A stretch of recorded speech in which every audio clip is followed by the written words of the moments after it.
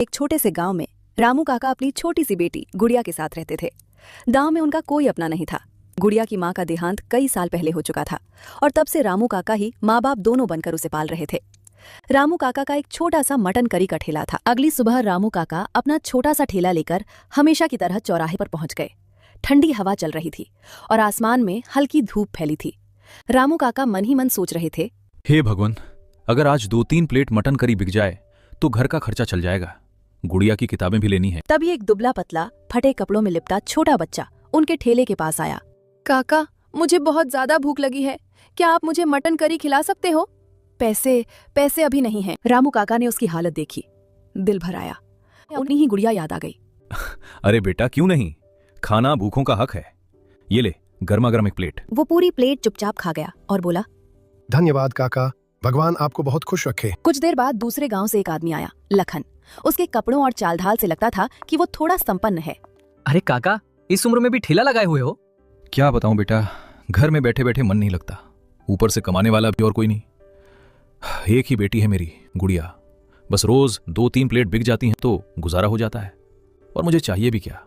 सही बात है काका, चलिए मेरे लिए भी एक प्लेट लगा दीजिए। रामू काका ने तुरंत एक प्लेट गर्मा गर्म करी परोसी। लखन ने पहला ही कौर खाया तो उसकी आंखें चमक उठी। अरे वाह काका, ऐसा मटन तो मैंने आज तक नहीं खाया, ये तो कमाल का स्वाद है। बेटा, ये सब गांव की मिट्टी का स्वाद है। काका, आप मेरे साथ मेरे गांव चलिए, मैं आपको आधे पर रख लूंगा। जितनी कमाई होगी आधी आपकी आधी मेरी, खूब चलेगा आपका स्वाद वहां। नहीं बेटा, मेरा मन बस इसी गांव में लगता है, मैं कहीं और नहीं जाना चाहता। काका, आपका मन लगता है ये बात सही है, लेकिन आपकी बेटी भी तो है, उसकी शादी, उसका भविष्य, क्या ये 2-3 प्लेट बेचकर उसकी जिंदगी बन पाएगी? रामू काका चुप पड़ गए। लखन की बात दिल में उतरती चली गई। बात तो तू ठीक कह रहा है बेटा। ठीक है, मैं कल से तुम्हारे गांव आ जाऊंगा। लखन चला गया। रामू काका जब घर पहुंचे तो देखा कि गुड़िया चूल्हे के पास बैठी आग जला रही थी। अरे बेटा, बाहर तो बहुत ठंड है, अच्छा किया तूने आग जला ली। हाँ पिताजी, का इंतजार कर रही थी, आप देर क्यों कर दिए? बेटा, हमें कल से दूसरे गांव जाना है। पर क्यों पिताजी, हम अपने गांव में ही ठीक थे, क्या हम इस गांव में नहीं रह सकते? नहीं मेरी गुड़िया, बात रहने की नहीं है, बात तेरे भविष्य की है। भविष्य? पिताजी, हम यहाँ भी खुश हैं, आप क्यों परेशान होते हो? देख बेटा, एक लड़का आया था, लखन। वो दूसरे गांव में एक बड़ा होटल चलाता है। उसने मुझे काम पर रख लेने का वादा किया है, अच्छी कमाई होगी। पिताजी, मुझे आपकी खुशियों से बढ़कर कुछ नहीं, जहां आप रहोगे वही मेरा घर है। गुड़िया और रामू काका दोनों गांव छोड़कर दूसरा गांव आता है। अरे रामू काका, आप आ ही गए, चलिए अच्छा हुआ समय पर पहुंच गए। हाँ बेटा, जैसा कहा था वैसा ही सुबह सुबह निकल पड़े। बहुत बढ़िया। काका, जल्दी से काम पर लग जाइए, आज भीड़ बहुत होगी और इराक भैया कभी भी आते ही होंगे। आप मटन करी बनाना शुरू कर दीजिए। तभी लखन ने गुड़िया की ओर दिखा। और बेटी, तुम जरा मेरे घर चली जाओ, जहां भी पूछोगी लखन भैया का घर सब बता देंगे, बड़े आराम से पहुंच जाओगी। वहां भाभी भी है, वे तुम्हें खाना वाना दे देंगी। पिताजी, मैं अकेली कैसे जाऊं? डर मत बेटा, लखन बेटा बुरा नहीं है, उसके घर जा, भाभी से मिलना, बहुत अच्छे रिलेटेड है। रामू काका ने जैसे ही कढ़ाई में मसाले डाले, खुशबू पूरे होटल में फैल गई। थोड़ी ही देर में पहला ग्राहक तेजी से आया। अरे लखन भैया, ये चाचा को कहां से पकड़ लाए? खुशबू तो ऐसी आ रही है जैसे कहीं दरबार में पक रहा हो। चलो जल्दी से एक प्लेट मटन लगा दो। रामू काका ने फुर्ती से प्लेट तैयार की, करी गर्मा गर्म चावल पर डाली और ग्राहक को बढ़ा दी।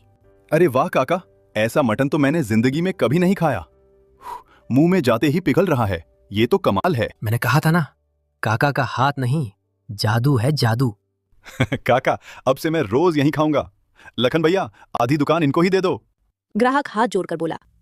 काका, अब से मैं रोज यहीं खाऊंगा लखन भैया, आधी दुकान इनको ही दे दो। खुशबू के पीछे पीछे आने लगे। अरे भाई, क्या महक आ रही है, एक प्लेट मेरे लिए भी लगाओ। शाम होते होते कड़ाही लगभग खाली हो चुकी थी। आज का दिन उनके लिए उम्मीद और नई शुरुआत बनकर आया था। दोनों घर चले गए। बेटा लखन, आज की कमाई तो बहुत ही बढ़िया हो गई। ला, मेरे आधे पैसे निकाल दे। वही बात जो तूने कही थी, आधा आधा। ये सुनकर लखन का चेहरा एक पल के लिए उतर गया। मन में सोचने लगा, अरे काका का मटन तो सच में जादू है। अगर आज ही मैंने इन्हें आधे पैसे देने में टालमटोल की तो कहीं ये नाराज होकर वापस अपने गांव न चले जाएं। काका, मैं तो बस निकाल ही रहा था, आपकी मेहनत है, आपका हाथ भी है। वो पैसे पर उसके हाथ में हल्की कंपकपी थी। भगवान तेरा भला करे बेटा, आज पहली बार ऐसा लग रहा है कि मेरी गुड़िया की जिंदगी संभल जाएगी। काका, कल हमें और भी जल्दी उठना होगा। सुबह सुबह ही मटन बनाना है। आज की तरह अगर भीड़ लगी तो पूरा गांव हमारे होटल की तरफ भागेगा। अगले दिन सुबह सुबह ठंड पहले से भी ज्यादा तेज थी। कढ़ाई से उठती भाप और खुशबू पूरे होटल में फैलने लगी। लोग ठंड में कांपते हुए भी गर्मा गर्म मटन करी के लिए लाइन में लगने लगे। अरे भाई जल्दी देना, ठंड में बस काका की मटन करी ही जान बचा सकती है। आज तो और भी ज्यादा खुशबू आ रही है। तभी रोज आने वाला एक खास ग्राहक आया, राहुल। काका, मैं आज फिर आ गया। आपके हाथ की मटन करी के लिए तो मैं रोज यहाँ तक पैदल आता हूँ। ऐसा स्वाद तो पूरी दुनिया में नहीं मिलेगा। अरे बेटा, तू रोज इतना दूर से आता है, मुझे तो शर्म आ जाती है। तेरे भला करे। काका, आपका खाना मेरे लिए दवा जैसा है। ठंड में आपका गरम मटन, वाह। लखन भैया, आपने बड़ा अच्छा फैसला किया इन्हें लाके। ये सुनकर लखन के चेहरे पर हल्की तकरार की झलक आ गई। अंदर ही अंदर वो बुरी तरह जल उठा। हर कोई बस काका काका करता है। अरे दुकान किसकी है, नाम किसका है, मुनाफा किसका होना चाहिए। अब तो मैंने मटन करी बनाना सीख भी लिया है, फिर इस बूढ़े को रखने की क्या जरूरत।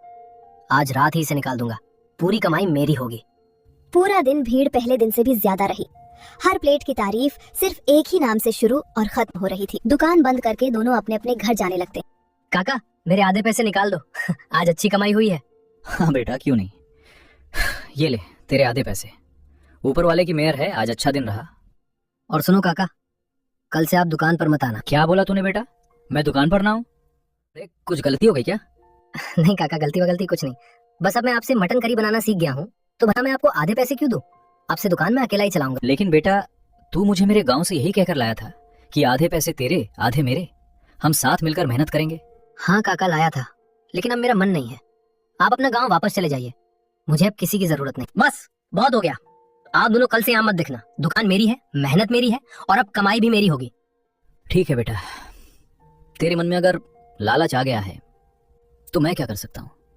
लेकिन एक बात याद रखना, खाना बनाने का तरीका सिर्फ देखने से नहीं आता, उसका जादू हाथ में होता है, और वो जादू किसी लालची दिल में टिकता नहीं है। काका अपने फटे बैग को कंधे पर टांगते हैं और धीरे धीरे अंधेरा होते रास्ते पर चल पड़ते हैं। अगले दिन सुबह लखन बड़े जोश में दुकान खोलता है। उसके चेहरे पर एक तिरछी मुस्कान होती है। आज देखना, लोग मेरी बनाई मटन करी के भी दीवाने हो जाएंगे। काका समझते क्या थे, अपने हाथ का जादू। कुछ देर में पहला ग्राहक आता है। अरे लखन भैया, एक दमदार मटन करी दे दो, ठंड में गर्मा गर्म मजा आ जाएगा। गिरा पहला निवाला मुंह में डालता है और उसका चेहरा तुरंत बिगड़ जाता है। अरे ये क्या है, ये मटन करी है या उबला हुआ पानी? स्वाद कहाँ है, मसाला कहाँ है, मटन कच्चा क्यों लग रहा है? लखन एक पल को हक्का बक्का रह जाता है। क्या बोल रहे हो भाई, जैसे रोज बनती थी वैसे ही बनाई है? नहीं मत करो, ये तो बिल्कुल खराब है। मैं तो खत्म भी नहीं कर पा रहा। इतने में सुनील तेजी से आता है, हाथ रगड़ता हुआ, ठंड से जूझते हुए। लखन भाई, जल्दी से एक प्लेट मटन करी लगा दो, ठंड में कुछ गरम कहाँ है, दिख नहीं रहे 2 दिन से। लखन बिना जवाब दिए प्लेट रख देता है। सुनील को और लेता है और तुरंत थूकने जैसा मुंह बनाता है। अरे ये किसने बनाई है, ये तो बिल्कुल खराब है। मैंने तो काका के हाथ की करी खाई है, उसमें तो जान होती थी, लेकिन ये तो कुछ भी नहीं है। लखन की भौहें सिकुड़ जाती हैं। यार प्लीज ऐसे मत बोलो, बन तो वैसे ही रही है जैसे काका बनाते थे। अरे हाँ, बिल्कुल बेकार है।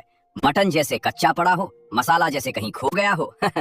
अरे लखन भाई, ये आपके बस की बात ही नहीं है। सच कहें तो बेटा, काका के हाथ में सच में कोई जादू था, और तूने उन्हें निकाल दिया लालच में। एक एक करके सारे ग्राहक प्लेटें छोड़कर चल देते हैं। दुकान के सामने सन्नाटा छा जाता है। राहुल को कई दिनों से काका की याद सताने लगती है। काका की बनाई मटन करी का स्वाद ही नहीं, उनकी हंसी, उनकी बातें, सब उसके दिल में बस गए थे। एक दिन वो ठंड में कांपते कांपते काका के गांव पहुंच जाता है। अरे काका, अब यहाँ क्या कर रहे हो? आपने दुकान क्यों छोड़ दी?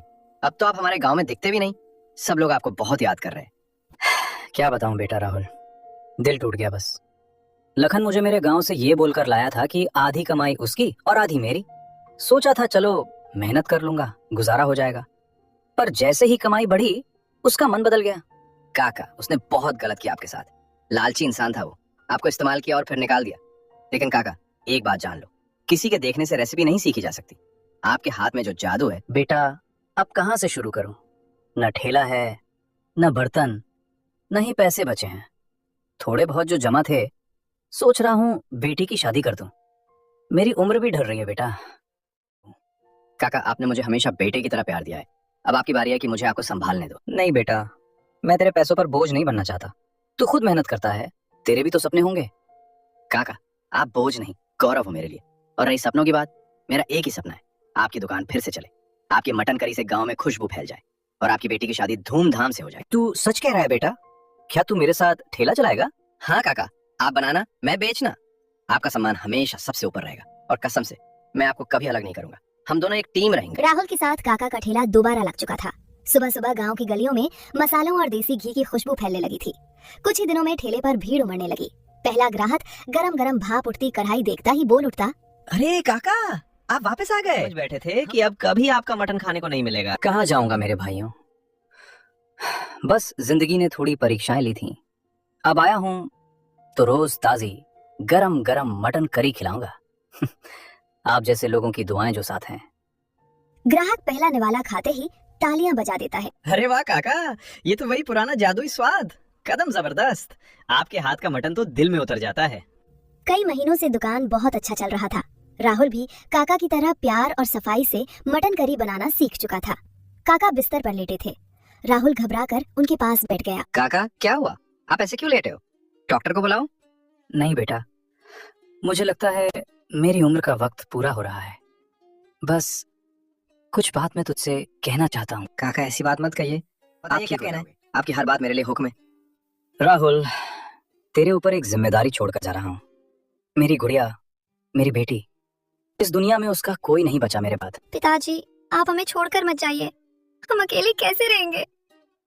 बेटी, हर इंसान को एक दिन जाना होता है। मेरी चिंता सिर्फ तेरी जिंदगी की है। राहुल जैसा लड़का मैंने बहुत कम देखा है, सीधा, मेहनती और दिल का साफ। राहुल बेटा, अगर तुझे मंजूर हो तो तू मेरी बेटी का साथ निभाना। मुझे सुकून मिलेगा कि वो अच्छे हाथों में है। काका, ये तो मेरे लिए सम्मान की बात होगी। मैं वादा करता हूँ, मैं गुड़िया का हमेशा ख्याल रखूंगा। उसे कभी अकेला महसूस नहीं होने दूंगा। मैं उसकी जिंदगी भर इज्जत और खुशी दूंगा। कुछ देर बाद काका आंखें बंद करते हैं। शांत भाव से बिना किसी दर्द के अपनों के बीच अंतिम सांस लेते हैं। कुछ समय बाद राहुल और गुड़िया की सादगी भरी शादी होती है।